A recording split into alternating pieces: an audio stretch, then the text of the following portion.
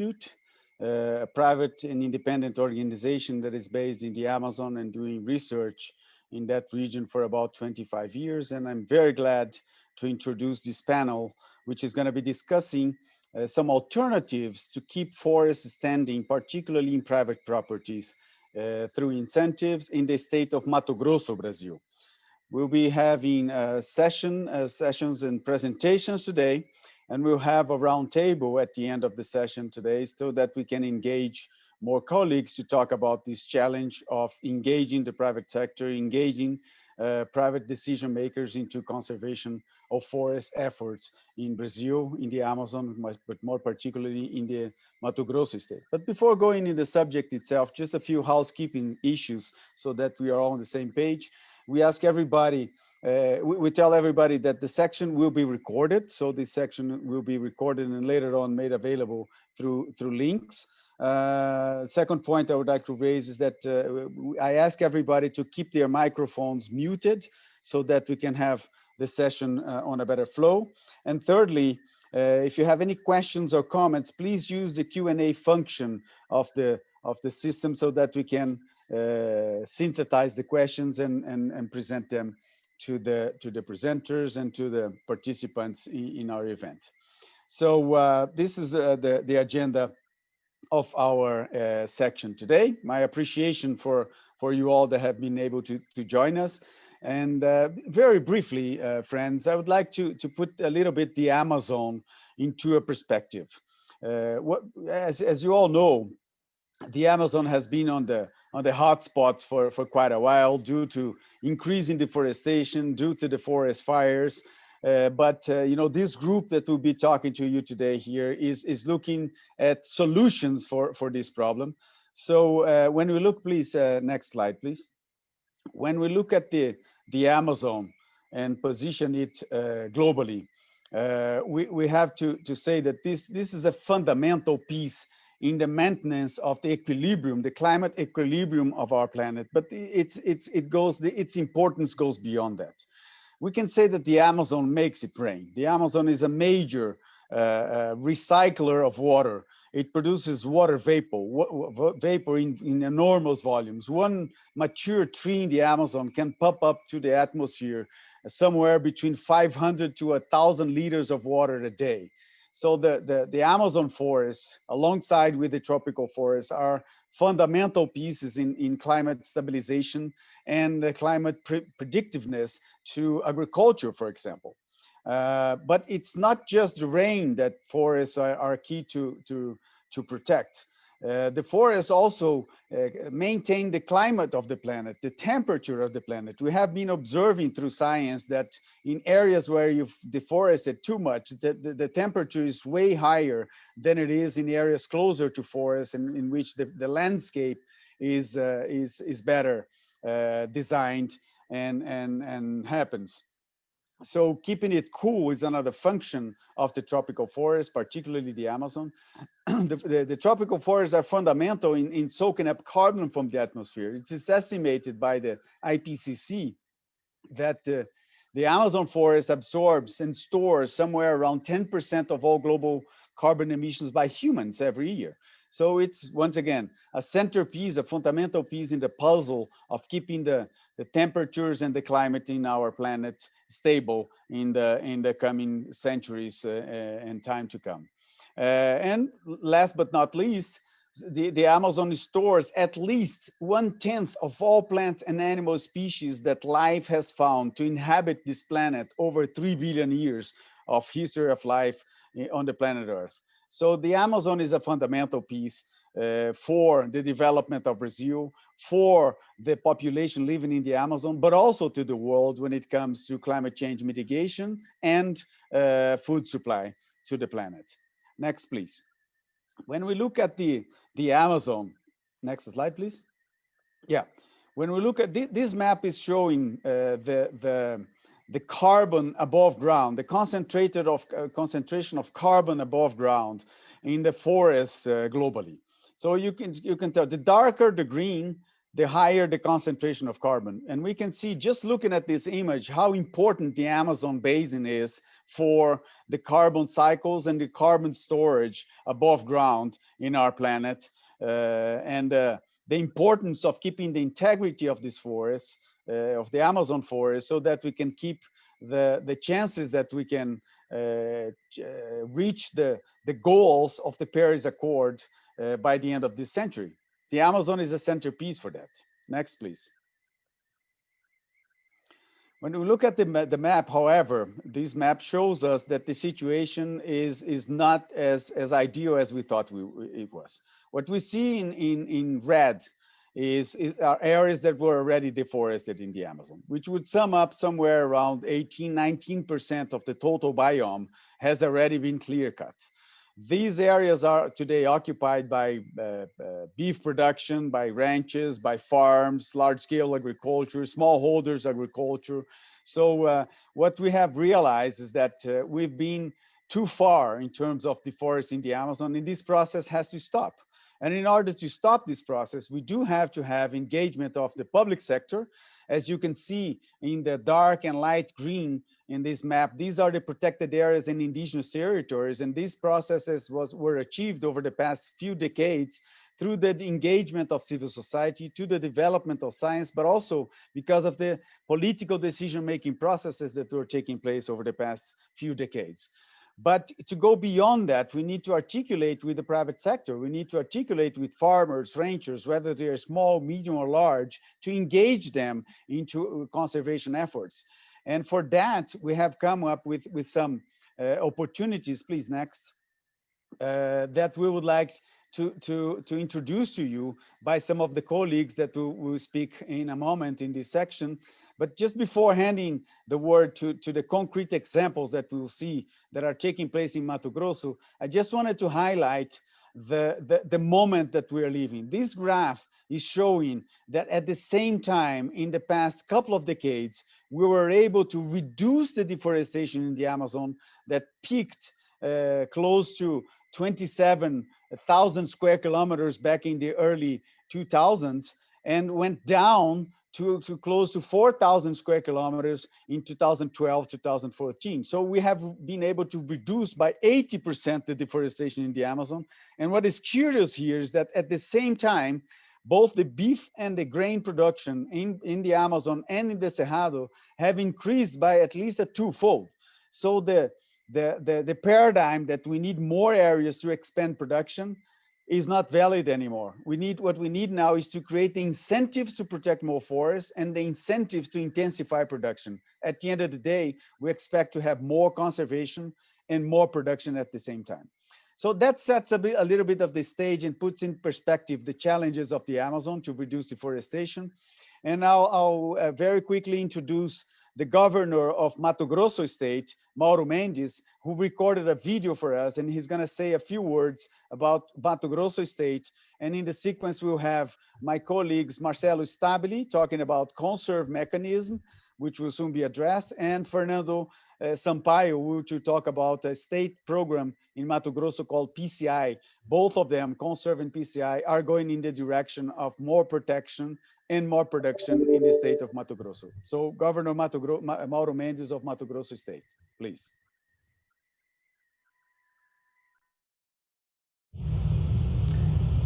O estado de Mato Grosso é uma região do nosso país com uma grande capacidade de produção de alimentos.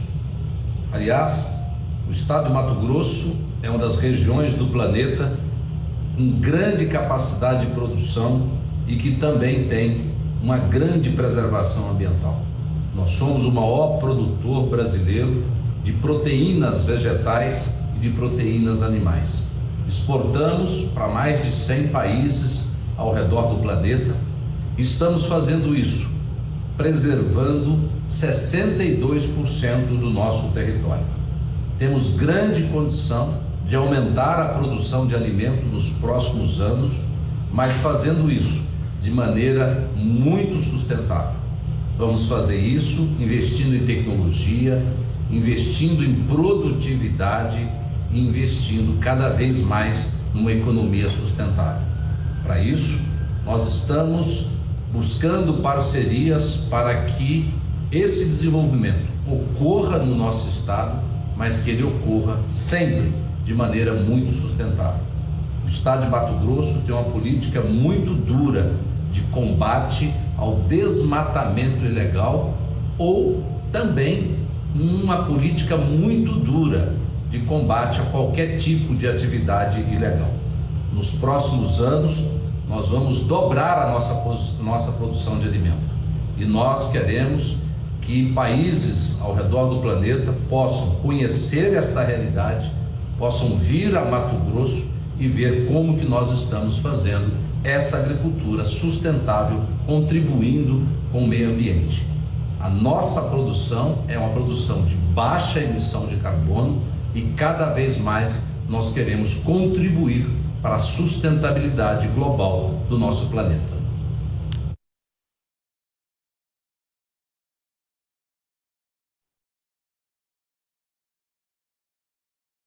Hello, everyone. My name is Fernando Sampaio. I'm the Executive Director of PCI Mato Grosso. It's a great opportunity to be here. And I want to talk to you about the PCI strategy, the Produce, Conserve, Include strategy that Mato Grosso launched in 2015 during the COP in Paris. Next slide, please. But before I explain PCI, just for the to give you a little context about this future of world demand for commodity products, these are some numbers from Rabobank about the forecast of commodity trade. We believe that there's all the emerging markets in Asia, especially, are going to be demand more and more products in the future due to the increase of population, to the increase of income of these families. And the same process that happened in China is happening in Southeast Asia, it's happening in India, in the Middle East, emerging countries, and will happen in some degree in Africa.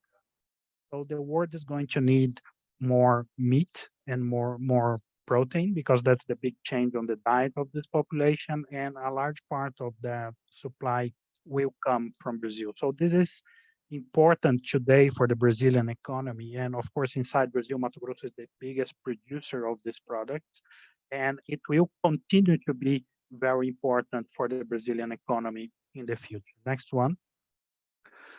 So there's this big question mark whether Brazil can supply all that demand in a sustainable way, let's say mitigating climate change and preserving biodiversity. And what PCI is an answer to that question. Next slide. We do believe that it's possible to achieve a balance between production and conservation. So the PCI was launched in 2015 with this long-term vision that we can grow the existing production of agricultural products on open areas that have already been occupied and cleared through intensification and increasing productivity. At the same time, we can conserve the environmental assets that Mato Grosso still has. So for you to have an idea, Mato Grosso is roughly the same size as Germany and France put together, and about 60% of the state is still covered in original forests, Amazonia and Cerrado. And we still have the challenge of including smallholders, traditional populations in this process of economic development. So the graph that André showed with this big achievement of how we can dissociate the production curve from the deforestation curve, it happened in Brazil in general, but Mato Grosso has a big part of that. And in spite of all this reduction in deforestation, we still have big challenges to overcome. How we can get rid of all the illegal deforestation that's still happening in the state and accounts for more than 8% of the deforestation happening in Mato Grosso. How we can make this economic development be, accessible to all the population and not only in some specific regions for a specific part of the population, how we can democratize this development process, how we can disseminate technologies, what are the incentives and the investments that have to be made. So the PCI is has this long-term vision. Next slide, please. And this vision is materialized on this set of 21 smart targets on these 3 axes. So the idea, yes, we can increase the production, like I said, with no deforestation. We can intensify cattle production. We can grow crops over areas that used to be pasture and are being transformed in agriculture. We can explore the forest, but the standing forest through sustainable management. We can implement the forest code and stop the deforestation, and we can improve the access of smallholders to credit, to the market, and to technical assistance, and work on the land tenure issues that we still have. So this is the PCI. Next one. So how can we put together what we call this initiative for jurisdictional sustainability? We are talking about sustainability not only of supply chains, so we are not only talking about sustainable soy or sustainable beef, we are talking about the sustainability of the entire territory of Mato Grosso. How can we do that? And these are the elements that we are putting together to have a true jurisdictional initiative. So we have the PCI goals, the targets that I just showed. We have a coalition of multiple actors, including the Mato Grosso government, producers, the private sector, and civil society. So the idea is that we are all going to work together toward those goals. We all want to achieve those goals. I mean, they are the consensus around this coalition is working with. We are monitoring these goals to see how far we are from them, what are the hotspots for action, what's happening, what's not happening, and if it's not happening, why it's not happening. And we have this planning of actions that must happen in order for us to achieve those goals. So actions that are inside the government, actions that are outside of the government, but involve all these different lines of work: financial mechanisms, deforestation control, land tenure, market access, and the dissemination of technology and good practice. Let me just give a small word on deforestation control. This is on the top of the agenda of Governor Mauro Mendes. He said himself that the state has a very strong policy against illegal deforestation. The governor himself is presiding a committee that is overlooking the deforestation control inside Mato Grosso, and there's a lot of investment being made to improve the quality of deforestation control in the State Agency for Environment. Next one, please. And besides of all these 4 elements that I just mentioned, the PCI and the state of Mato Grosso are building this ecosystem of partnerships to work and help the state to achieve those goals. So we have partnerships with companies. The PCI has a PCI Corporate Action Group where we have a lot of companies that are involved in the actions that we are putting in place in Mato Grosso. So we are putting together the company's sustainability strategies with the state strategy. And we have some specific municipalities in Mato Grosso where these companies are also helping with other projects. And we have other financiers and partners that you can see on the right side of the slide. And I'm going to mention specifically the partnership with IDH, that is a partnership for sustainable trade. They have been here since the beginning of PCI and are helping to structure the PCI strategy. And the Red Early Movers Program. The Red Early Movers Program is financed by KfW and by the German Cooperation. It's co-financed by the United Kingdom. And the Red Early Movers is the first time that Mato Grosso managed to raise funds from the reduction in deforestation. So the emission reduction from deforestation are being compensated by the payment from the readily movers program. And these payments are helping the state to improve the quality of deforestation control. So there's heavy investment being done at the Secretary of Environment in new satellite alert systems. And the readily movers program is also financing action with smallholders, with indigenous communities, and sustainable production. So Fernando, you have a minute left. Yeah, thanks, Brianna. What my friend Marcelo is going to present to you next is CONSERV. So CONSERV we see as another piece in this ecosystem of initiatives that's going to help Mato Grosso to achieve its sustainable development goals.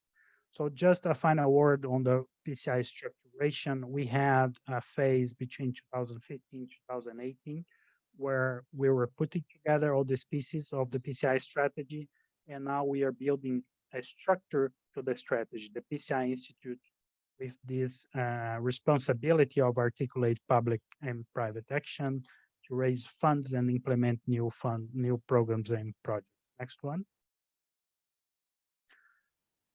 So just a final word, this is the structure of the PCI Institute. We are now hiring a consultancy that's going to help Mato Grosso to define what kind of investments that we need, what are the opportunities that we have on the ground, and also the different models of investment that we can deliver the impact that is necessary to achieve our goals, and the impact also that the world needs for climate mitigations. On the same investment priority, we have the work with the corporations. So we are talking to different companies to engage into actions into Mato Grosso. Next one.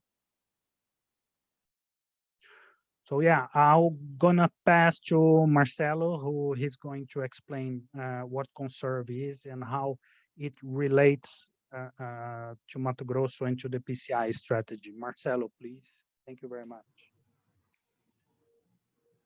Thank you, Fernando, for your great presentation. So I am, as I've been presented, my name is Marcelo Stabile. I'm a researcher at IPAM. Next slide, please. And we are here to present to you an initiative that we begun. It's operational already, and I'll talk a bit more about it, but it's a joint implementation by IPAM, the Woodwell Climate Research Center, and EDF, the Environmental Defense Fund, with resources from the Norwegian International Climate and Forest Initiative and from the Embassy of the Netherlands here in Brasilia. Next, please. So the idea of CONSERV, it's a relatively simple mechanism that is entitled to, well, its objective is to compensate farmers and ranchers in the legal Amazon that can have areas on their properties beyond what is required by law. And it's as simple as that. You know, the interesting thing that happened was a few years ago, we were looking at deforestation and looking at private properties, and we identified a huge portion or a huge tract of land or tracts of land in private properties, not only in Mato Grosso, but throughout the Amazon, that are not protected by the current legislation. And these areas are important in a climate perspective, in a climate change mitigation perspective. And so we thought about this mechanism that would be used to avoid the deforestation of these areas. And so we designed CONSERV as an experiment. So it's an innovation. It's the first time that this has been done at scale. And it does have the impact or the potential to reduce deforestation pressure in private properties. The idea is that it recognizes the producers that have been doing conservation on their farms and the importance of these forests on climate change mitigation. And you know, investors will invest in CONSERV, and we have a direct connection with the farmers on the ground, and we set up this relation where we have monitoring, reporting, and verification, and we pay them not to deforest these lands that they could deforest legally, and in return we get conservation. Next slide, please. And the interesting thing is that CONSERV is simple, but it's not simplistic, because we did a lot of research to figure out where are these lands that could be legally deforested, to figure out the importance that they would have from an ecological perspective, and also storage of carbon and water production and other sorts of criteria. It's voluntary, so producers that participate in CONSERV do so voluntarily throughout a contract that we establish, but it's not mandatory for farmers to do. And it's a private mechanism, which is a great thing in the sense that it allows for us to innovate and test different things in different locations. Next slide, please. And how it works is that we have investors that invest in CONSERV. We have information about these farms and farmers. And we set up a contract with safeguards and criteria that will establish the relation between CONSERV and the landowners. We do constant monitoring of these farms using public and private data, also the platforms that exist in Brazil. And in turn, we have conserved hectares of land. And that's what we're doing. Next slide, please. Try to be brief. And right now we're operating in one location in the state of Mato Grosso and protecting about 6,500 hectares of areas that could be legally deforested. And in the next year, we'll upscale to 3 locations, protecting up to 30,000 hectares of forests that could be deforested. Next slide, please. But the interesting thing that I was saying, nope, not, you passed one too many. The interesting thing that I was saying is the scale up potential, because there are areas in Mato Grosso, just in Mato Grosso, there are over 7 million hectares of land that need to be conserved.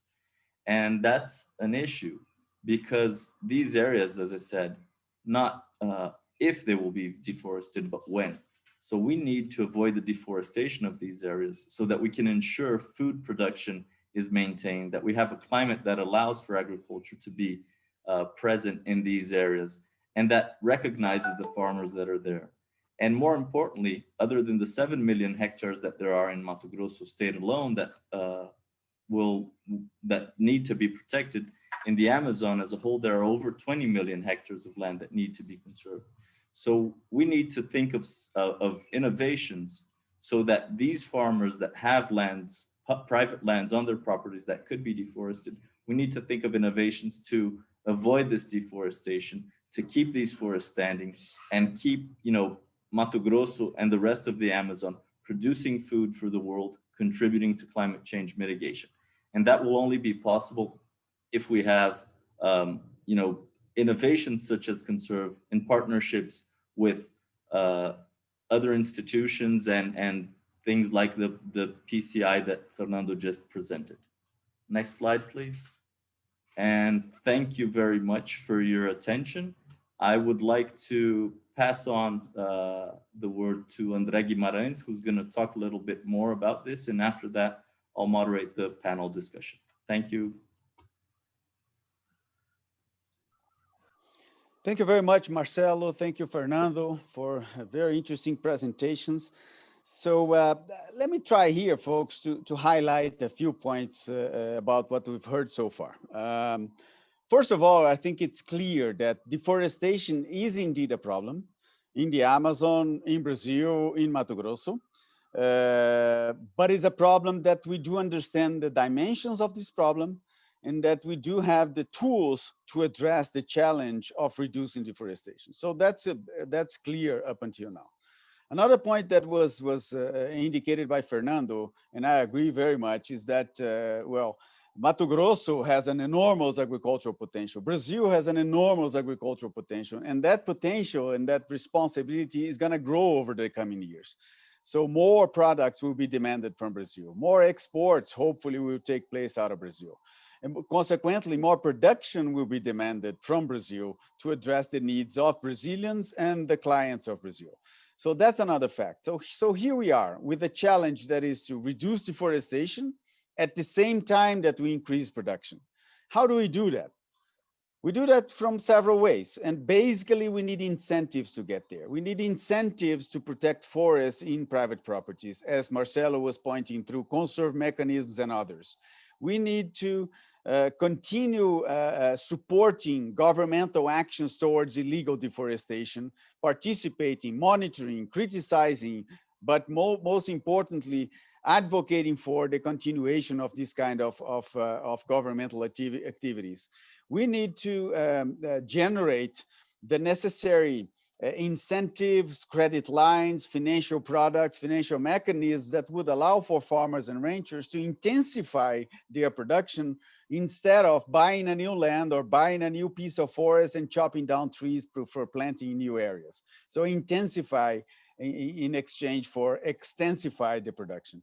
So the bottom line is that we do have a problem. That problem can be sorted out, but in order to sort out the problem and benefit the producers, the Brazilian population, and the clients of Brazil with more and better products, we need to invest. What we have presented here were two examples or two initiatives. One, a state level initiative presented by Fernando, the PCI, that is trying to group together the different stakeholders and drive them all into the same direction, which is at the end of the day, produce more, conserve more, and include more, right, Fernando? So these are the three key words of the PCI program, and that we need more production, more conservation, and more inclusion, more participation of smallholders. And that's doable. It's being designed and it's beginning to be implemented in Mato Grosso State with support from the governor, as we could see by his video. But we also need examples. We also need CONSERV type experiments. CONSERV was set up to be an open sky experiment. It's going to generate solutions, it's going to generate ideas, it's going to generate hopefully possibilities to engage more governments, more partners into investing in standing forests in private properties. There's a value associated to those forests. Those values are related to the carbon that are stored in these properties. It has to do with the water cycle that these forests promote, benefiting the population and the producers in general. How can we calculate the value of these standing forests? That's what CONSERV is trying to do. It's trying to calculate, monetize, and remunerate the value of those forests to farmers, in expecting that it could be, mainstream in the future. So, eventually in the future, we'll have a farm that today produces cotton, corn, and soy.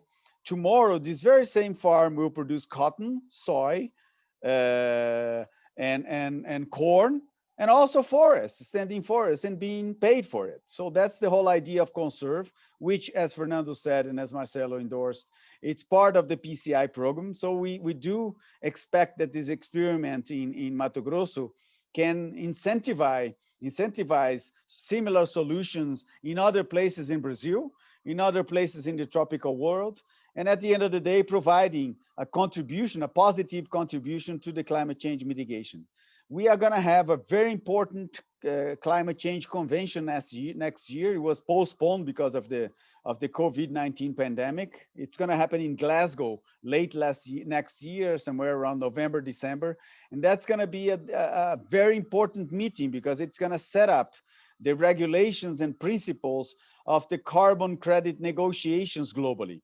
And if we want to protect the Amazon, a substantial portion of this protection has to be related to the carbon that is going to be stored. Consequently, those markets functioning properly will potentially benefit the conservation of the Amazon. And that's why the COP26 that will take place in Glasgow about 1 year from now will be so important for this agenda, so important to consolidate the different mechanisms and the different strategies to promote more trade, more carbon trade, and that carbon trade to promote changes in practices, at the same time that protection of assets, particularly tropical forest assets that do concentrate carbon. So we believe that we are in the right direction. there's a lot to be done. Deforestation is still in high levels. It's climbing this year, unfortunately, despite efforts from state governments and even from some federal governmental agencies, but we are still facing increases in deforestation in the Amazon. And we do expect that jurisdictional programs like the PCI and experiments like CONSERV can create the necessary incentives so that the private sector, the farmers, the ranchers, the agribusiness in general can engage with NGOs, engage with science in order to come up with the solutions that will repeatedly, but I can't say it differently, at the end of the day, produce more conservation, more production, and more welfare for Brazilians and for humans all over the world. Well, I will hand over now to Marcelo, back to Marcelo, so that Marcelo can run us and pilot the discussion section we will have with some specialists about the subject that we've been talking about. So thank you very much once again, Marcelo. You're the boss now. Thank you, Andre, for your words. And I saw that there are already 2 questions in the Q&A. We'll leave those for after the panel discussion. Now, unfortunately, we're not sitting in the same place, but we have the pleasure to have with us Annie Alencar, who is the Director of Science here at IPAM, Juliana Lopes, who is Director of Sustainability, Communication and Compliance at AMAGE. We have Ruben Lubalski, who is the Chief Natural Resource Economist at the Environmental Defense Fund. And we also have Fernando Sampaio, the Executive Director of PCI, and Andre, which is the Executive Director of IPAM. So maybe all of you guys and girls can open your videos, please. And that's great. Fantastic. We see that Ruben is in the skies, flying somewhere. I would like to start, I think it was emphasized both from Andre's speech and from Fernando's speech that we need, that there's a need to increase agricultural production. And we need this agricultural production to occur, while at the same time we need to increase the protection. We need to conserve forests, may they be in private or in public areas. And so, I would like to start asking the same question to the 3 panelists who haven't spoken yet. So first, Annie, from an environmental perspective, what do you see the importance of, the deforestation and fire issues and how that relates to agriculture and how we can do, what are the needs and what the environmental impacts can these deforestation and fire have in future production. And after Annie, I would like to invite Juliana from AMAGE to say, how do you see that from your private sector perspective, Juliana, in, you working at AMAGE, which is one of the huge traders and producers, how do you see the interaction between production and conservation? And finally, Ruben, I would like to hear from you a bit about how do you see this related to the carbon markets perspective that Andre was talking about. So maybe if you guys can make a comment, a 3 to 4 minute comment, and then we'll move on. Thank you. Annie first. Thank you, everyone. I think your question is a very important one, and it goes from a premise that assumption that the agriculture of Brazil needs its forest, and this is in fact true. In terms, I mean, Andre talked about it a little bit, but there is a synergy between the existence of a forest and its role as giving a service to the agriculture in terms of rainfall, in terms of thermic comfort, in terms of these things that are very important to guarantee that people will not lose their how can I say, what they plant. So this is one first important point.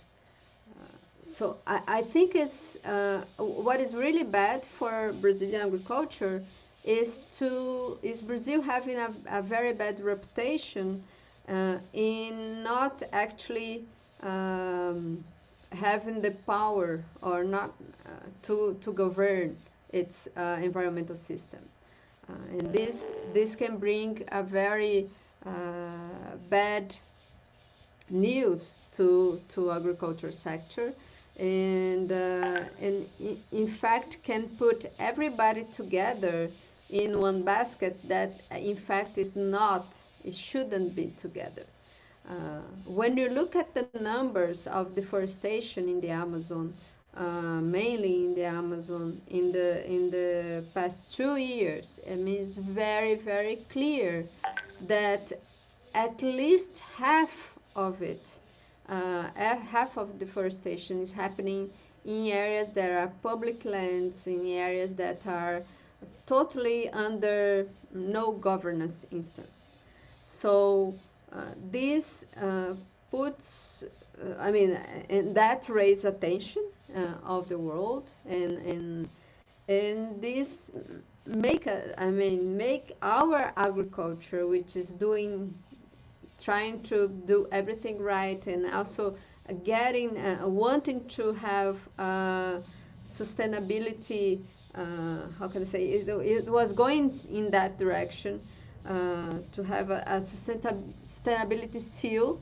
Actually, having that seal under threat.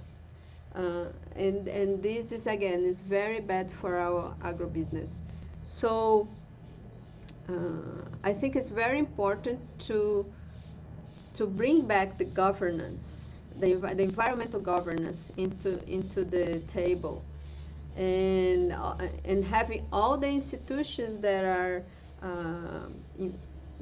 important in like doing that governance, in fact, to provide this field, to bring it back the good reputation of the agribusiness in Brazil, and to disconnect the environmental crimes from the agribusiness that really want to do a 21st century agriculture in Brazil.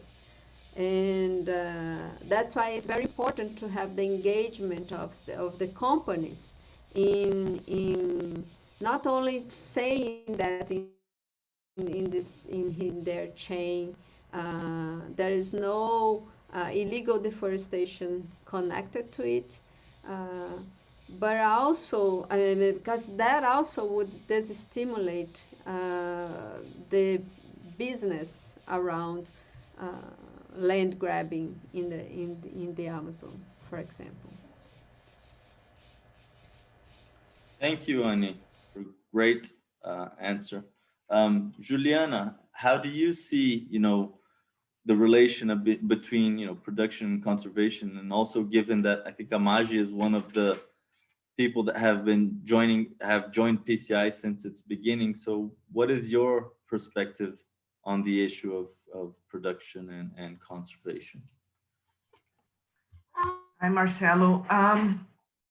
I think it's important to highlight that production without conservation, it's not possible.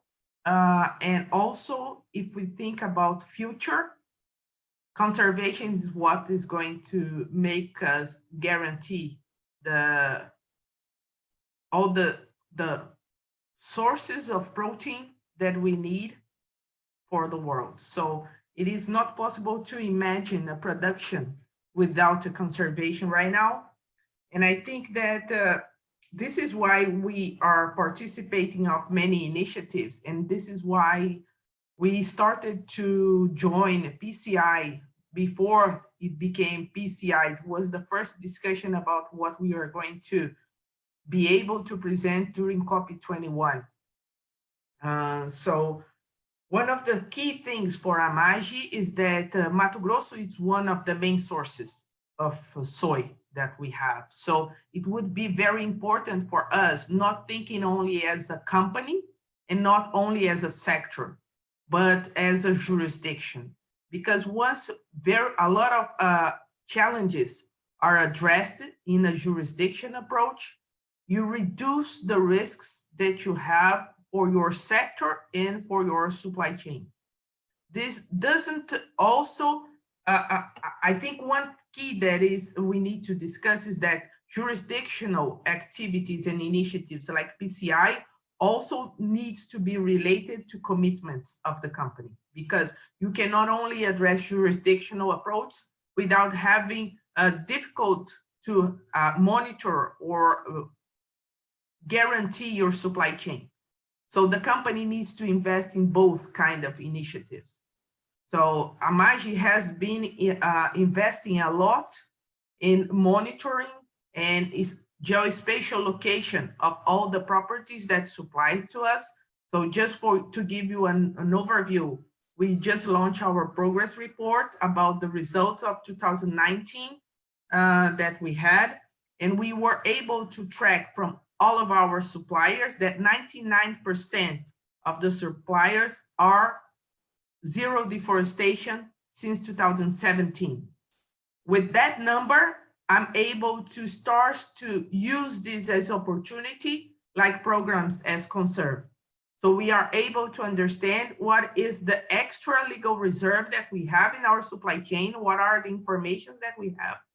So we can use this not only as something that will penalize, the information will not penalize the producers, but will help us to give them more opportunities.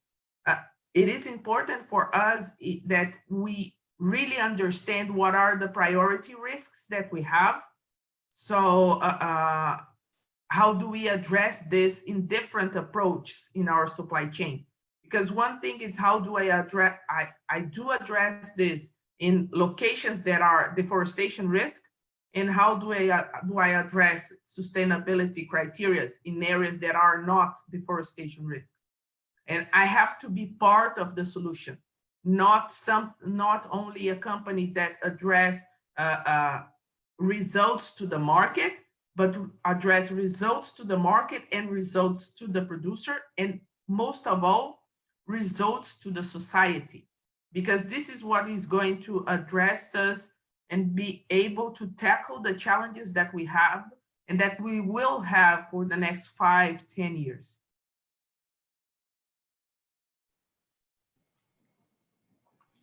Thank you very much, Juliana. It's very nice to know. I got your progress report in my email last week, and I'm looking forward to reading it. Great news. Ruben, can you tell us a little bit how you see these initiatives related to carbon markets in general, please? Thanks, Marcelo. Hi, everyone. So 2 points. One is that in general, there is a huge opportunity to connect carbon markets to programs to protect tropical forests at scale and to increase climate ambition in the process. So, there is huge momentum growing from the private sector side, with companies taking on net zero targets and other commitments and looking for high quality credits. There's a lot of interest in nature-based solutions and tropical deforestation as the central opportunity right now. There's growing interest under the Paris Agreement. We've done some analysis at EDF that if all countries were to meet their current Paris Agreement targets on their own versus collaborating together through an international carbon market, they could double the reductions through an international carbon market for the same cost as acting alone. So there's, just by using international markets, twice the ambition would be possible. And the biggest opportunity to do this is from reducing tropical deforestation. That accounts for basically the biggest opportunity right now to increase global climate ambition. So there's huge potential there. But the question is, how do you actually do this in practice, and how do you do it at large scales with high environmental integrity? So there's a lot of interest in what people call jurisdictional programs that would do large scale accounting at the level of a whole country or a whole state, like Mato Grosso, and where you could have private smaller projects, but that they would be nested within the accounting framework of this large region. There's some new standards developing and initiatives to pay for these reductions, such as we've been involved with something called Emergent, which is working with the Norwegian government and other partners, and is offering a floor price for emission reductions at these large scales. So there's a lot of development, I would say, on the demand side, but the question is, how do you really do this in practice on the ground at a big scale? And this brings me to my second point, where I think what we've heard today really presents a model for how you can put together all the pieces within a jurisdictional program. So we heard from the governor and also from Fernando about how the PCI, part of what it's doing with the Red Early Movers funding is combating the illegal deforestation. So we need funding for law enforcement. We need funding for government to work on registering properties, and combating the illegal activities. But then we also need incentives to go above and beyond the law, and that's what we saw with CONSERV. So we can see this as a model for how you put the different pieces together in a coherent way, and also how do you engage the other stakeholders, like Fernando was talking about, in terms of the producers, the agribusiness companies. There's also the indigenous, and protected areas. So all these pieces have to come together within a jurisdictional framework in a way that can scale up and really deliver big results. So that's, I think, what we're seeing today, both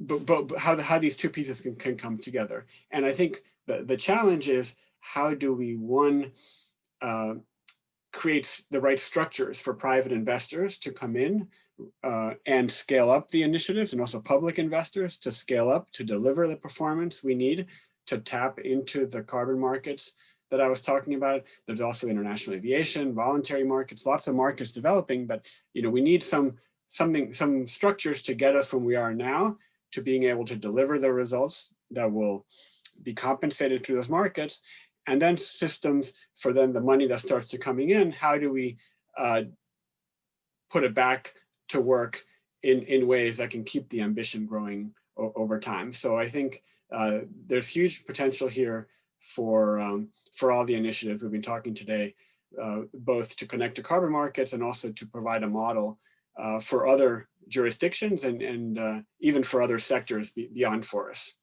Thanks. Thank you, Ruben. That was great. Fernando, I mean, you're the executive director of PCI, and you see these things happening on the ground, and you see the efforts from the government, and you see the efforts from the private sector partners like Amagi and others. And how do you see that other governments and other private sector could further contribute so that PCI can deliver its results to Mato Grosso and the world? Well, thank you, Marcelo.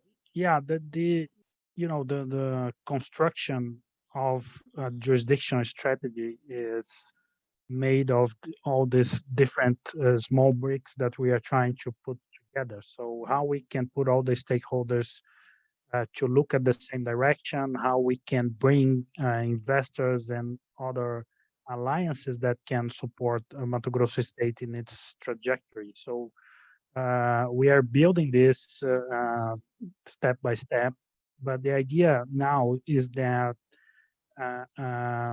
like I said, the plan of the PCI Institute is to understand better what we need to do in order to achieve our goals. So I'm talking about, okay, livestock intensification. How much money do I need for that, for the pasture renovations, integration, livestock, agriculture, forestry?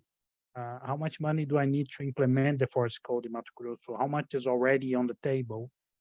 And what kind of money? What are, for example, the donations could be used for? And you have things like technical assistance for smallholders, solving some land tenure issues, helping indigenous communities. That donations can help to eliminate some bottlenecks that we have in the state. On the other hand, we have credit from the banks, credit that's going for agriculture productions. How we can create incentives that this kind of credit goes to the right place, and that producers also get engaged in good practices and respecting safeguards, for example. You have private investment. So what we are going to do next is to design all these different models, how we can combine the different incentives and the different funds so we can actually have the impact that we desire. So donors, financiers, investors, and companies will have a much better idea on how they can engage with Mato Grosso, what are the opportunities, and what we are looking for. So we are working on that answer, to be able to talk to everyone in a more consistent way. And you, Andre, I'd like to hear from you a little bit. How do you see, that we can scale up the ambition? How you have this global perspective. How can we, the world recognize the work that's been done by the state of Mato Grosso through this and other initiatives? I think our colleagues here, Marcelo, have indicated the direction we should take, but I just wanted to add a couple of comments. First, I think we know today, Marcelo and friends, things that we didn't know 2-3 years ago. We've always known that agriculture depends upon rain. I mean, this is obvious. It has always came along with agriculture. But now we know that this very same agriculture that depends upon rain is beginning to be affected by the changes in the water cycles caused by the local impacts of global climate change. So we are beginning to understand these dynamics now, not just the dependence of water, but the implications of not taking care of the forest. And this is quite recent. So what we have now is the possibility of creating value for the solution. Let me try to explain this in more depth. As Ruben said, there are lots of opportunities out there of companies willing to offset emissions through standing forest carbon offsets somehow through jurisdictional approaches and other approaches. So there are, the demand side, the demand for conservation, the demand for carbon credits is beginning to grow, right? And hopefully, right, Ruben, after the Article 6 of the Paris Agreement is pacified, hopefully next year, it will grow even faster. So we are looking at a market that is putting a price into, among other things, hectares of forest protected in private properties. This is also very new. So now we have information that we didn't have a few years ago. We have the potential economic solution for investing in protecting forests with a benefit, right? Brain, carbon credits, etc., which is coming into place. So the combination of these factors, and then thirdly, we have an increasing awareness of the society, increasing awareness of the consumers, more criteria in their acquisitions and purchases by the consumers and voters and so on. So the combination of society more aware, with market mechanisms that could channel resources to protect forests in exchange for benefits that everybody can benefit from, and the science that is indicating both the risks and the opportunities of protecting forests. I think that's almost like the perfect storm.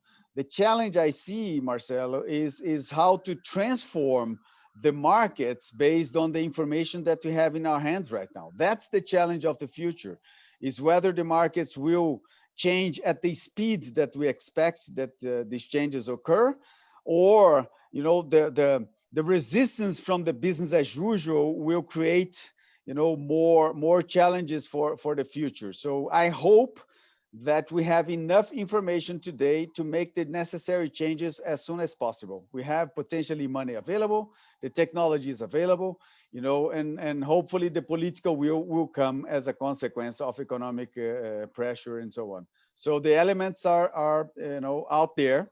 We just need to organize the game and make sure that we go the next level, which is, once again, to produce more and conserve more. That's possible. We just need to group together the different forces and go for it. Yeah, I would like to take, what you just said, Andre, and maybe ask to Annie. I mean, she's worked at IPAM. I know her for the time I've been there.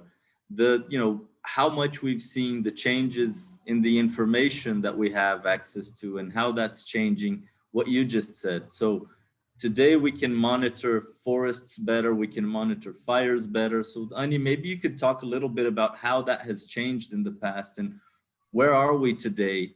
And taking that into consideration,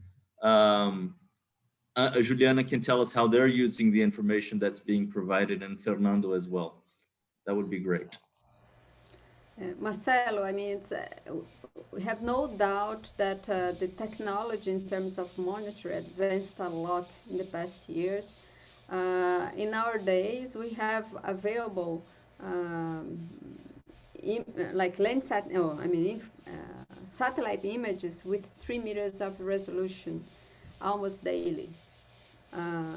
In Brazil, we have several monitoring systems that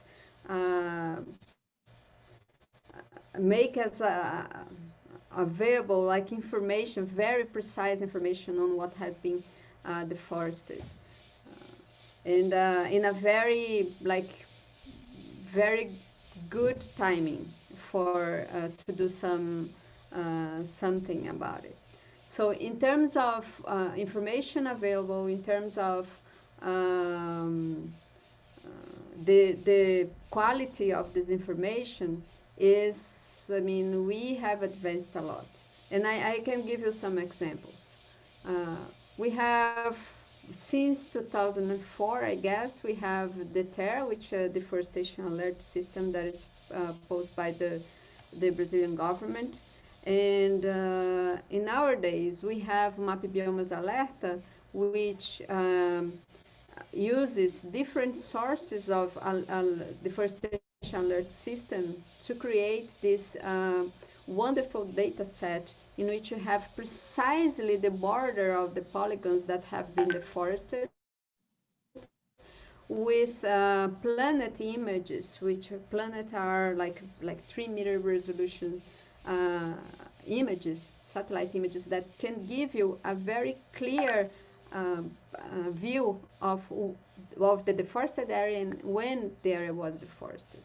And this is a major tool of enforcement and also a major tool that can be used by the companies to pressure its the producers, that have been related to this company. So I think in terms of technology for monitoring, we are advancing very fast, and we have everything in place to be able to do a very good work in terms of using that to improve rasterability.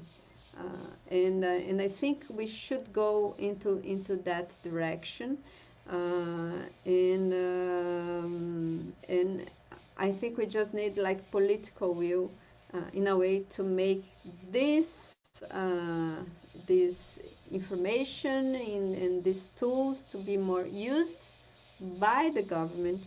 And I think the private companies are also working on ways to improve the quality of information that they are using for monitoring also their supply chain. But I'm very happy to say that this is all available.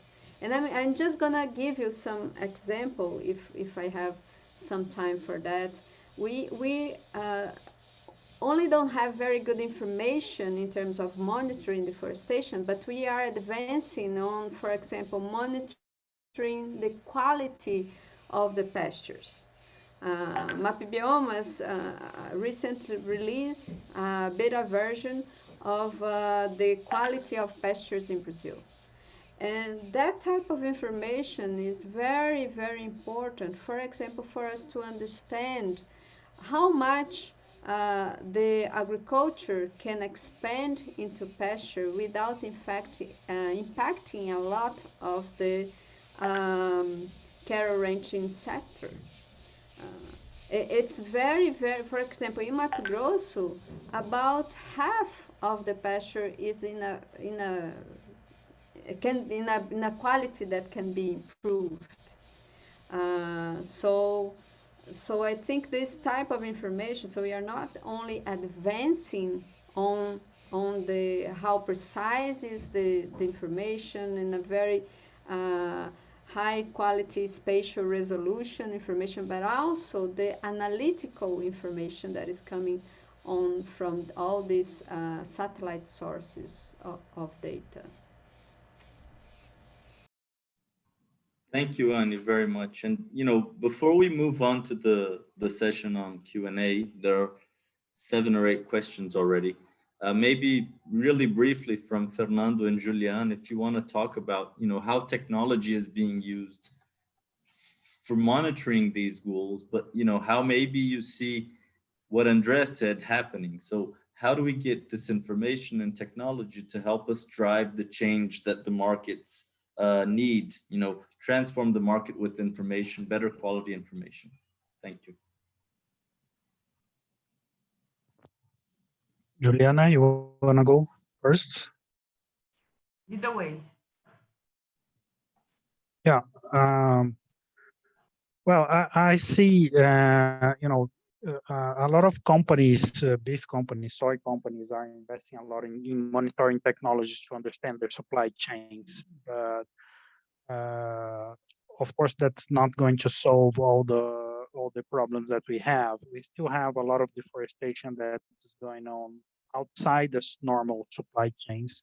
And there's where the government and the state is so important, because all the command and control policies are conducted by the government. And Mato Grosso government is also investing a lot in monitoring and trying to prevent the risk. So what happened before is that we got to the deforestation after it happened. And with the investment that were made in SEMA, we can see deforestation where it's starting, and we are able to stop deforestation and to prevent a larger damage.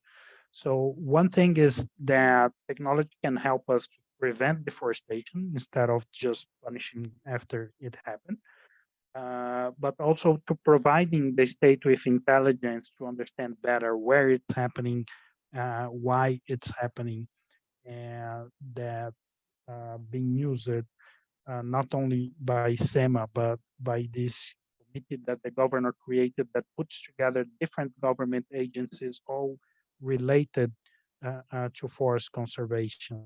So we have the military police, the indigenous agency, the environmental agency, and other secretaries and agencies inside the government. So using technology to create intelligence to fight organized crime is crucial to have success where the companies cannot have this power to intervene. Thank you, Fernando. Do you want to make any comments, Juliana? I think just 2 comments, Marcelo. One is that I think all the private sector is investing a lot on technology and monitoring process, because this is what will give us traceability and trying to understand what are the risks that we have to address and what are also the opportunities that we have. I think one of the key things that, just to give you an example, 98% of the soy that we buy from, it's already registered in the car. We are only able to guarantee that because we were able to cross information. So once you have a better governmental governance, you have a better governance on your own supply chain as well. And then you start to create what are the criteria that you want to address. Example from the Semana in Mato Grosso. When they created the embargoed list of the areas that are deforested illegally, we entered this in our own system. So not only checking the IPAM list, but also the state list. By having this, we create another level of assurance in our supply chain. Once we do have all this monitoring process in place, and you have the geospatial location, it's different from one coordinator. You have this spatial location, you start to see possibilities on how to engage the producers on things that it's important to them on a state level, but on a car registration process. And also you start to evaluate your supply chain in a different way. You start to see if you move fast in some points on governance and monitoring, you have better results. But sometimes if the state, in a state level or federal level, it is not going through with you in the same level of assurance and speed of assurance, you, as a company, you can start to have legal points, issues that are risky to the company. So one of the key things is not only work with technology, it's working together with governance between all the different levels. Because once you have a legal perspective that you can use official data, and this official data is provided to you with very accurate information, so a validation of the car is one of the key things that need to be addressed this time, because we are using car as an information, but it's not validated well yet. So it's very important for us to connect governmental governance with private sector governance as well.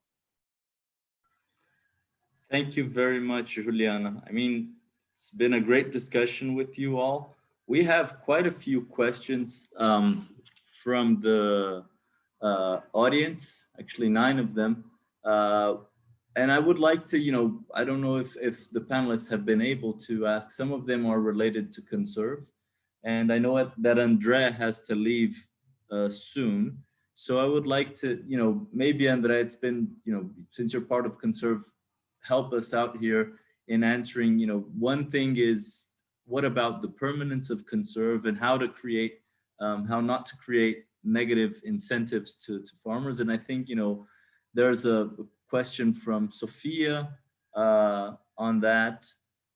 And there's another question, not only on the permanence of CONSERV, but also on the issue of how do you ensure that the areas that are being used for production are being used for sustainable production. Do you want to have a quick go at that? And then Ruben, I saw that you started answering some questions and you can answer those as well.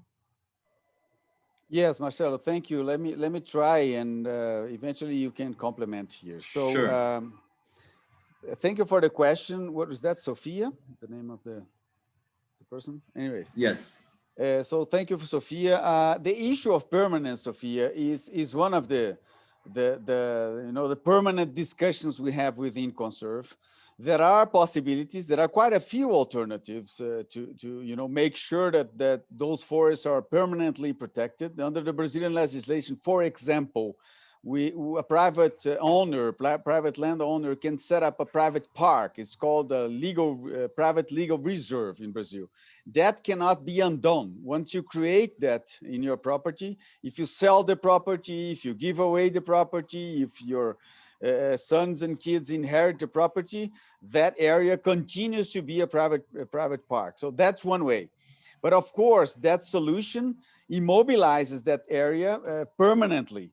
So the challenge here is not really to deal with the permanence. As I said, there are alternatives, legal alternatives to assure permanence. The issue here is what's the economic value of this permanence. So how much is the farmer or the rancher willing to be paid for permanently give up their right to deforest that particular area? That we don't know yet. And that's why CONSERV, as I've mentioned before, was set up as an experiment. It's a 3-year experiment so that along the way we can answer these questions or calculate the cost of the different solutions, creating a park among them that we want to experiment across the coming years. So that's precisely why we've set up CONSERV as an experience to answer some questions like permanence, additionality, leakage, which I think is related to the perverse incentives that you've mentioned also in your question. I mean, yes, there's a possibility that someone gets the money out of protecting forests and use that to chop down trees across the street or in another farm that they would have or someone would have in their family or something like that. Yes, there's a leakage risk there.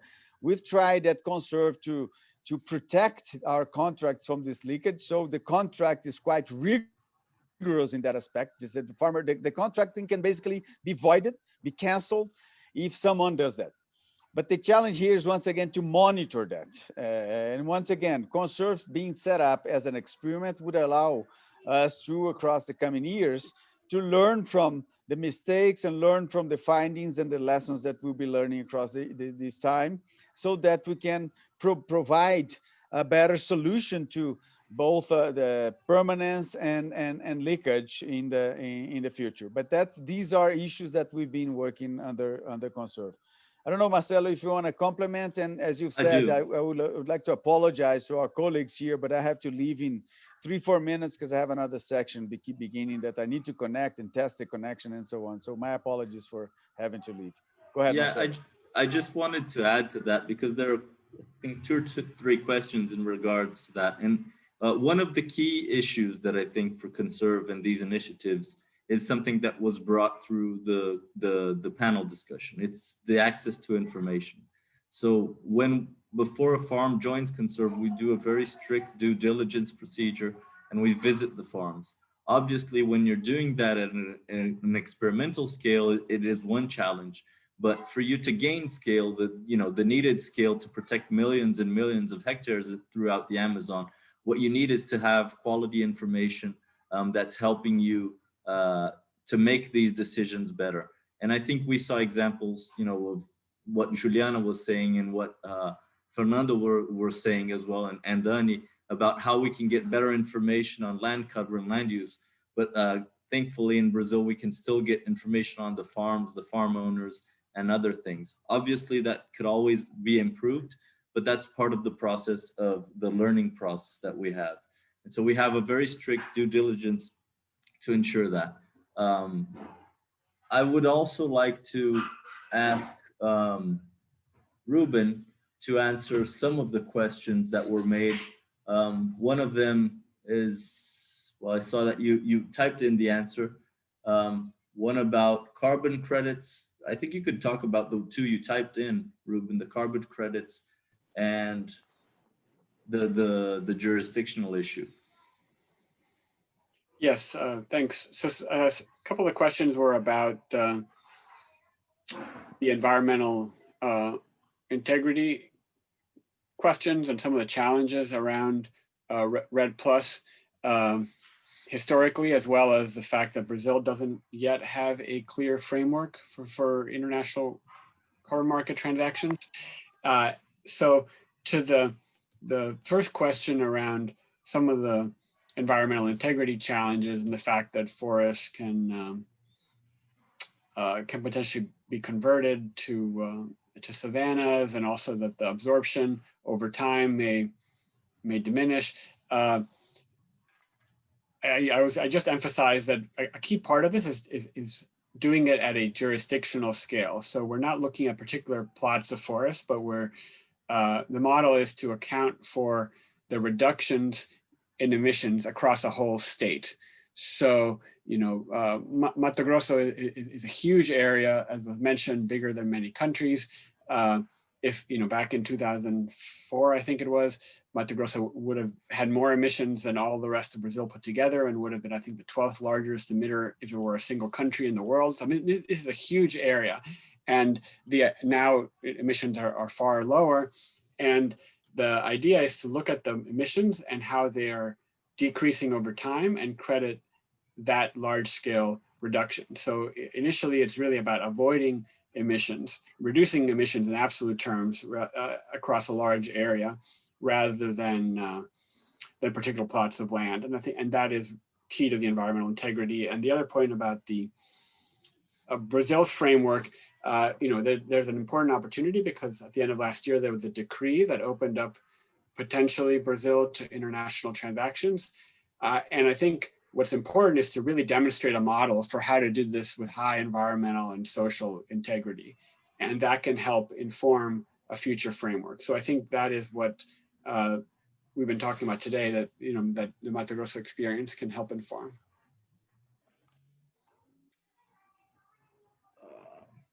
Great, Ruben. Thank you. That I'm looking at the other questions there.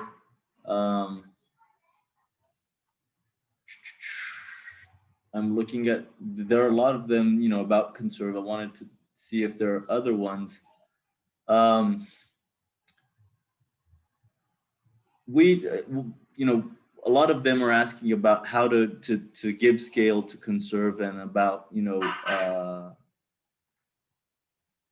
what is it generating in return. So I would like to take that to myself, and, you know, maybe if you have other questions to Juliana, Ani, and to Fernando, you can type those in. But, you know, in terms of CONSERV, we plan to expand. Yes, we do. But we are still, you know, as André said, we're in an open sky experiment. So we're testing different things. And, you know, one of the issues that we have is that not an issue, but we're not issuing carbon credits or anything. CONSERV is not a carbon trading mechanism. It's a conservation mechanism in private properties. So we do payments, and that's one of the questions we do. Every 6 months, we give a payment to the farmer, and that's provided that they're keeping all of the commitments they made in the contract. So we do monitoring prior to payment. So it's a payment for performance sort of thing. And it's a payment per hectare. It's not indexed, or it's not linked necessarily to carbon. And no, we're not generating carbon credits. So there's another one here that, you know, how do we see this gaining scale through time? I think we have to find these solutions. And that's the big challenge that we have at CONSERV, at PCI, and at other initiatives, is that we need the conservation to happen for sure. And we need to create mechanisms and test different things, because we don't have, you know, a silver bullet that's going to solve one problem. So I think we need to test these things, and we need to test in different scales. Someone was talking about, you know, CONSERV paying medium and large landholders, but that's, you know, where a good part of the legal vegetation or the native vegetation surplus areas are. There's a question about Renova Bio, and I can't answer that right now. So I would say there's a question from Carlo Cordova from Aieta. Ruben, were you referring to Florest Plus Carbono program recently launched by the Brazilian government for voluntary markets? And I think we need to start wrapping up, because we have hard stop in about 3 minutes. So maybe, Ruben, if you want to take that last question, and if everyone wants to give a closing remark, and I would like to thank you. Marcelo, can I just say goodbye to everyone before Ruben, because I really have Sure, you can. Thank you very much for everybody that attended our discussion today, and looking forward to continuing the interaction. And thank you very much, my colleagues at the panel. Thank you, Marcelo. Bye, colleagues. All right. So Marcelo, was your question about the Floresta Mais program? I believe that is program that is funded through the Green Climate Fund payment to Brazil for its national scale emission reductions, and is really geared towards incentives for smallholder farmers. But I don't know all the details. Marcelo, you may know more about that. I'll also just quickly answer. There was a question about the potential for reforestation. And again, that's something that can be incentivized within the jurisdictional RED programs. In Brazil specifically, there's a need to enforce the forest code where there's huge areas that need to be restored under the law. And part of that is law enforcement, but part of that is also creating economic incentives for agricultural production that comes from properties that are fully in compliance, and also potentially other incentives for carbon sequestration, as well as to support the restoration of those forests. Yeah, I just wanted to compliment on that, Ruben, and then see if Fernando, Ani, and Juliana want to say any closing remarks. And Ruben, because we're approaching the end. One is that, as someone asked about reforestation and afforestation, there are models that generate income from that, not only through carbon or potentially through carbon credits, but also, having restoration that's producing cacao or other agricultural products from the forest that can generate income. So that's another way we need to explore things. And about the Floresta Mais, I think we've read about that. We would like to see it implemented and how it's going to work.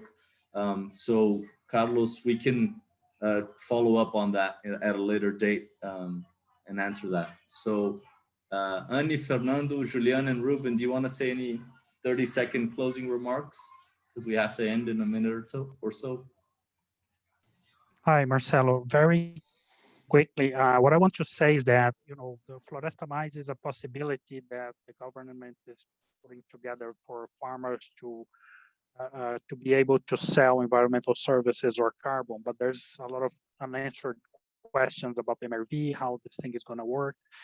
And I think what we have with CONSERV is different. Like you said, it's not carbon, it's just hectares of forest. So it's much more simple, it's immediately effective. And related to the PCI strategy, we are putting this strategy together. The government is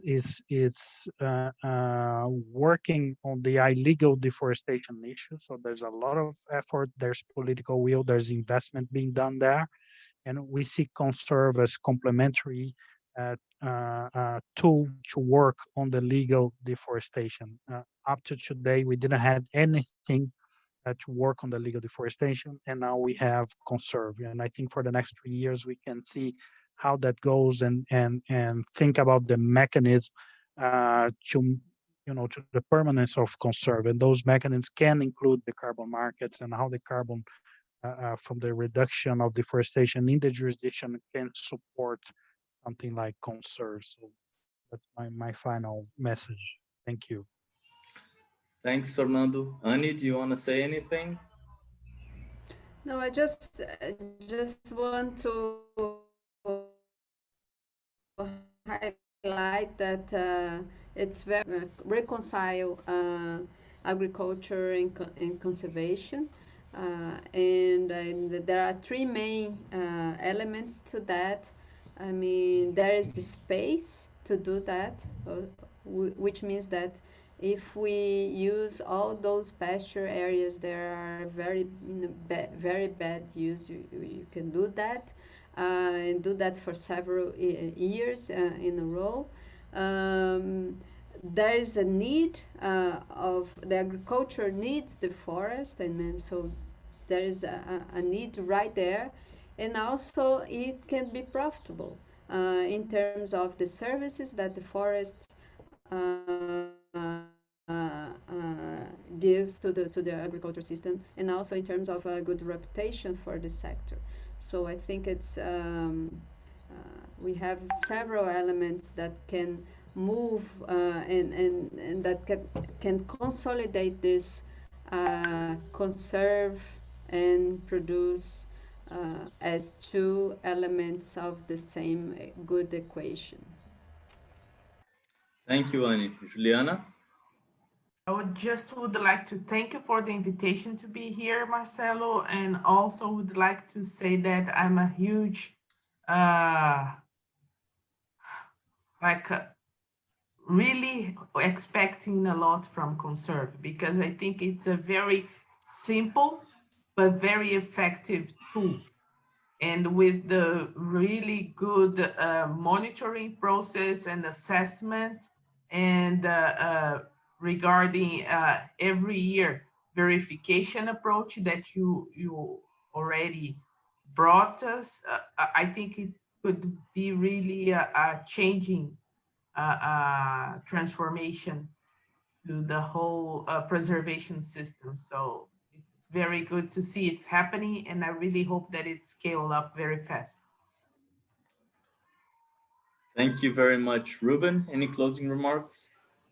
Just to say that we need to do things in terms of protecting forests at large scale. So we really need to scale up the ambition, and we need to implement it at big scales. And that for that, we need things only the government can do, which is some of the initiatives that PCI is doing. And we also need real systemic solutions that can provide incentives on private lands and that can scale. So that's what CONSERV is doing. So I think these are great examples of how we can really increase the ambition in terms of protecting forests. Yeah, I would like, three things. One, Carlos, thanks for your presentation. We can follow up on that some other time. And I think, that's the urgency that we have here. We have a state like Mato Grosso that is implementing the PCI strategy through its institute, and companies, the private sector and the government trying to show that it can produce more and conserve more. And we need to create solutions for that to happen. So I would like, we're past our time here, but I would like to thank everyone for joining. And I would like to say, if you have questions, you can direct them to us at IPAM or EDF, and we will keep in touch. And thank you very much, and have a great afternoon. Bye-bye. Thank you all. Thank you all participants. Thank you, Marcelo. Bye-bye. Thanks, everyone.